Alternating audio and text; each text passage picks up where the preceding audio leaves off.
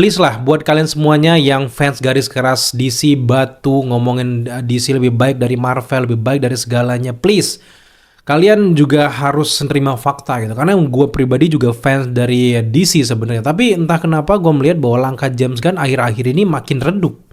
Apalagi dengan gonjang-ganjing isu sana sini terkait dengan Supergirl, dengan project mereka yang gak jelas, belum lagi soal Warner Bros yang dijual luntang-lantung sana sini, bikin gue merasa bahwa memang lagi-lagi DC Universe ini cenderung bakal mati guys. Karena emang apa? Karena emang meskipun ada project-project kayak Lantern, meskipun ada project kayak Supergirl, itu nggak nutup. Apalagi baru-baru ini gue dengar juga rumor bahwa Supergirl itu udah sampai mengalami perubahan ending 3 kali dan screening ke fans dan juga ke kritikus tuh sampai 8 kali.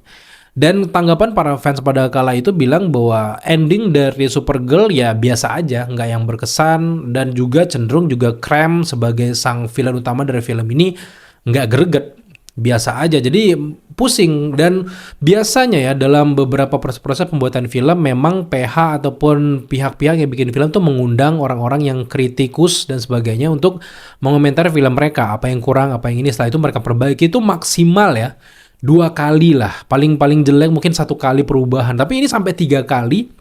Menurut gue ada yang salah. Dan juga sutradara dari Supergirl kan itu Craig kan. Gue merasa juga setelah melihat trailernya, kenapa gue nggak antusias, padahal ini niche dengan konten gue juga. Apa salahnya sebenarnya gue gimmick, gue senang, wah keren banget gitu, bisa aja sebenarnya. Tapi hati gue nggak bisa guys, karena emang ini gue merasa bahwa James Gunn udah selesai. Lantern pun menurut gue nggak jelas ini. Sampai sekarang update-nya nggak ada. Dikit banget update-nya. Ini semua ya, hero-hero ini tuh pun bener favorit gue semua. Dari kecil gue ngikutin DC dibandingkan kalau kita ngomongin tentang Marvel. Tapi kenyataannya gue gedeg aja gitu dengan langkah dari James Gunn dan Peter Safran. Ternyata nggak jauh beda dengan langkah dari Zack Snyder. Gue bukan fans siapa-siapa gitu. Dan jujur juga Superman pas perilisan memang gue akui di debut mereka di minggu pertama sukses besar. Sampai $200 juta di minggu pertama tuh, wah udah jumawa semua tuh fansnya. Nih bla bla bla bla bla. Dan gue sendiri kayaknya yang bilang bahwa gue nggak suka dengan film Superman, apa gitu, gue dihujat sana sini gitu kan. Tetapi setelah itu terbukti faktanya bahwa di minggu kedua, ketiga, keempat, kelima itu grafiknya mulai nurun. Dan akhirnya mereka tuh nggak nyampe $700, cuma $600 juta. Dan kalau dihitung-hitungin dengan modal mereka untuk balik modal aja tuh mereka butuh $700 juta. Sedangkan mereka baru mencapai sekitar $600 juta dan itu tergopoh-gopoh gitu. Dan itu mungkin juga sekarang dibantu sama streamingan. Bahkan banyak orang sekarang yang hype-nya udah nurun baru ngakui bahwa sebenarnya Superman biasa aja. Tuh, ujung-ujungnya juga beberapa orang juga ngikutin gua gitu. Karena apa? Dulu kalian ngebully gua pas gua bilang biasa aja, karena emang gue merasa gue tuh terlalu into ya, gimana ya, terlalu deket dengan kata Superman gitu. Ketika Superman dibikin dark, oke, gue cukup suka, tapi ada yang kurang nih. Tapi ketika James Gunn memilih untuk menggarap Superman yang baru lagi dengan wajah baru lagi, gue punya harapan awalnya gitu. Tapi pas gue nonton, ini Superman dengan yang terlalu banyak ngoceh kayak gini. Oke, di dalam komik juga banyak ngoceh karena memang kita harus baca tulisannya. Tapi penggambaran Superman nggak selebay ini menurut gue gitu. Dan akhirnya terbukti dengan mereka sekarang DC arahnya kemana gue nggak jelas. Ada yang desus-desus bilang bahwa Zack Snyder juga siap untuk balik lagi lah. Paramount Pictures juga udah nego-nego dengan Zack Snyder lah. Ada juga yang bilang kalau bos dari Paramount Pictures bilang bahwa mereka tetap melanjutkan universe dari James Gunn. Ini nggak jelas. Perubahan dari optimisme Warner Bros. Gue merasa bahwa setelah perilisan dari Superman selesai, dengan mereka belum balik modal, karena memang untuk balik modal kan itu $700 juta itu dengan budget mereka $400 juta kan. Jadi itu dibagi dengan pihak bioskop dan sebagainya, belum dikurangin biaya promosi. Jadi hitung-hitungnya si Warner Bros juga nombok ya untuk produksi dari Superman itu. Dan akhirnya sekarang bukan malah bikin OG karakter dari DC, justru James Gunn memilih merilis karakter-karakter yang nggak banyak dikenal sama orang, kayak Clayface, body horror kayak gitu. Kayak menurut gue ini nggak bikin universe ini berkembang, jadi jalan di tempat menurut gue gitu.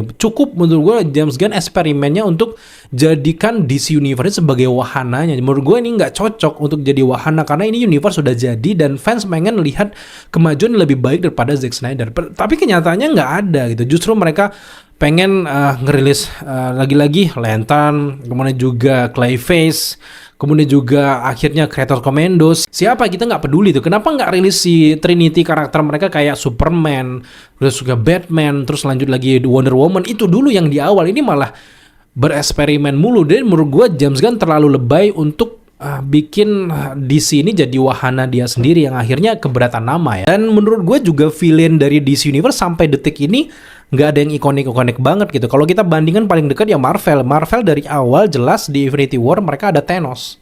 Thanos momentum sekeren apa itu si villainnya. Di sini nggak ada. Tiba-tiba ada Lex Luthor dan sebagainya juga nggak terlalu bikin kita wow ini bakal keren, enggak. Dan ini bahkan mendukung dengan superhero fatigue malah lebih parah menurut gue dengan langkah-langkah James Gunn yang bikin lagi-lagi di sini jadi wahananya dia anjing. Menurut gue kayak apaan gitu. Dan menurut gue juga Superman juga momennya kayak Avengers kurang, terlalu loncat sana loncat sini, transisinya terlalu jauh. Dan lagi-lagi kalau teman-teman pengen nonton ya lihat di review gue. Dan sampai sekarang ada aja fans batu yang akhirnya nyerang gue karena gue nggak suka sama Superman. Ya gimana kalau gue nggak suka ya gimana. Jadi sekarang mulai terbukti kan omongan gue gitu. Jadi ya gue kesel aja guys. Dan justru menurut gue dibandingkan James Gunn main-main kayak gini masih gue lebih seneng era Zack Snyder ya. Bukan karena gue fans Zack Snyder dan sebagainya. Toh juga sebenarnya Superman sebelum Zack Snyder lebih baik daripada film Man of Steel menurut gue ya. Tapi ya kalau dibandingkan James Gunn langkahnya nggak jelas kayak gini ya gimana gitu. Lantern pun hampir nggak dirilis, diundur, update-nya nggak ada sama sekali. Dan ini cenderung trailernya juga itu banyak dihujat sama orang, bukannya green tapi brown gitu gimana. Jadi banyak banget hal-hal yang menurut gue yang terhalang nih dari James Gunn. Yang gue pikir dengan meribut ulang semuanya itu bikin tambah hype, tapi justru ini bikin fans dari pecah sana sini. Ada yang ngefans sama Henry Cavill sebagai Superman, ada juga yang menerima Superman-nya versi David Corenswet. Udahlah Superman-nya baru, celana dalamnya di luar juga. Itu makin bikin fans-fans terpecah belah. Dan kalau gue lihat ya dengan James Gunn memain-main dengan DC ini bukan menjadikan DC ini sebagai universe yang keren, baru, fresh kayak gitu, tapi justru bikin mereka jadi MCU 2.0. Jadinya kayak nggak ada yang spesial, biasa aja, berasa semuanya jadi Guardian Galaxy. Apalagi kalau kita ngomongin tentang Supergirl, itu Supergirl udah spin-off-nya Guardian Galaxy anjir. Menurut gue susah kalau memang di sini pengen bersaing dengan Marvel, karena emang ya mereka ngeluarin di tahun ini aja. Kalian hitung aja ada Spider-Man tuh udah ikonik, apa tuh kurang terkenal apalagi tuh karakter. Kemudian juga ini ada Avengers, semuanya bergabung jadi satu. Sedangkan James Gunn lebih memilih Clayface. Fuck. Menurut gue ini agak hancur sih. Nah, Supergirl juga jauh-jauh sekarang ini mulai aneh, udah mulai banyak yang ngebully juga, yang kurang antusias, bau-bau flop lah, ada yang bilang kayak gitu. Tapi gue tetap percaya sebenarnya dengan Supergirl, meskipun yang gue nggak menaruh ekspektasi tinggi, karena berharap film ini nanti bakal keren kalau gue nggak ekspektasi yang terlalu tinggi. Karena emang standarnya ya biasa aja film ini. Beda kalau misalnya kita ngomongin tentang ya Avengers Doomsday lah gitu. Ekspektasi kita tinggi kan, tapi lu bilang misalnya Supergirl, beda kan, ekspektasinya beda. Nggak usah Avengers lah, Spider-Man Brand New Day, ekspektasi kalian tinggi kan. Kita nggak pernah naruhin standar yang paling bawah kan. Sedangkan Supergirl beda, auranya beda. Dan menurut gue ini lagi-lagi DC Universe bakal mati sebelum mereka berperang. Dan kita lihat sendiri tuh di daftar yang sekarang project yang diumumkan sedang dikerjakan. Yang pertama ada Creator Commandos, jelas sudah ya. Superman jelas sudah dirilis. Kemudian juga Peacemaker season kedua udah, itu cukup keren, gue suka sebenarnya. Supergirl oke, lagi on the way gitu. Dan kemudian juga Lantern oke. Dan terakhir ada Waller. Menurut gue Waller juga nggak terlalu penting-penting banget series ini. Jadi menurut gue jangan-jangan nih nanti mengulangi keburukan Marvel sebelumnya yang terlalu bikin banyak konten yang gak jelas, akhirnya bikin mereka flop kan. Dan akhirnya baru sekarang mereka sadar dengan mengurangi konten-konten mereka gitu. Dan DC justru meniru kesalahan Marvel jadinya kayak gini. Dan yang gak jelas dari project DC versi James Gunn ini, yang Paradise Lost kita gak jelas nih project. Terus yang selanjutnya Booster Gold kita gak jelas. The Brave and the Bold itu yang kita harapkan ada Batman-nya nggak jelas. Kemudian juga The Authority nggak jelas, Swamp Team nggak jelas, Blue Beetle Animated Series nggak jelas, Teen Titans nggak jelas. Jadi ya susah ini gimana.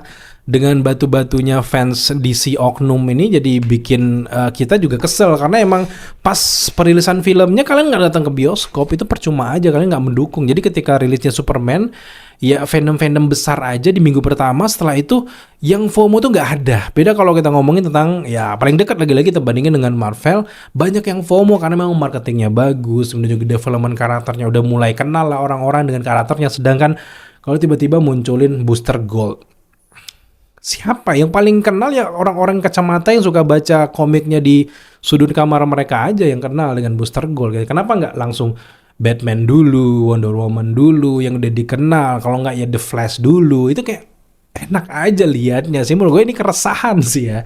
Ya keresahan kenapa DC nggak maju-maju ya kayak gini, karena terlalu banyak tangan yang bermain, termasuk juga Zack Snyder juga di era itu juga terlalu banyak tangan yang bermain. Sekarang James Gunn juga terlalu banyak tangan yang main, terlalu ina inu akhirnya nol menurut gue gitu. Jadi ya gue bukannya menyela haters atau apapun, tapi kita ngomongin tentang kenyataan bahwa lemes. Genre superhero ini harusnya lebih naik gitu supaya kita juga banyak pembahasan, komunitas ngumpul lagi. Tapi kalau kayak gini ya mohon maaf nih kalau gue memang akhirnya pesimis dengan DC Universe ini. Dan gue pengen banget sebenarnya diskusi ke kalian, mungkin ngobrol langsung sebenarnya, tapi ya gimana. Tapi buat teman-teman juga mungkin yang punya tanggapan ataupun kalian membela James Gunn, gue pengen banget lihat pendapat kalian di kolom komentar di bawah. So sejauh ini saja update kita terkait dengan dunia superhero hari ini. Next ke depan gue bakal update lagi superhero film menarik lainnya. Jadi pastikan kalian yang belum subscribe, jangan lupa dukung kita dengan cara subscribe, like, komen, dan share. Sampai jumpa di video update selanjutnya.